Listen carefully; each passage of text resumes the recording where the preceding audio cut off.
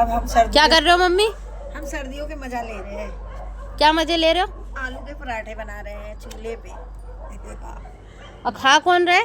खा रहे हैं मेरे पतिदेव गरम गरम। क्या स्वाद आ रहा है डैडी? धनिया की चटनी, चटनी देखो थाली में तो देखो, धनिया की चटनी, आलू के और पराठे। पी क्या रहे हो? रात में लस्सी कौन पीता है? बाप रे। धनिया की, लहसुन की चटनी, आलू के पराठे और लस्सी पी रहे हैं। वैसे ये स्वाद कम मिलता है, देसी बहुत स्वाद रेयर है का, ये, बहुत देसी रेयर, स्वाद। बहुत रेयर केस में मिलता है। हाँ, ये देसी स्वाद है, देसी। ये सबके नसीब में नहीं होते ये स्वाद, ये किसी किसी के नसीब में होते हैं।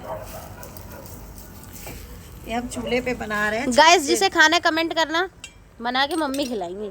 हाँ, और किसी किसी के मुंह में तो पानी आ जाएंगे देख के आलू के पराठे। 2-3 छोटी छोटी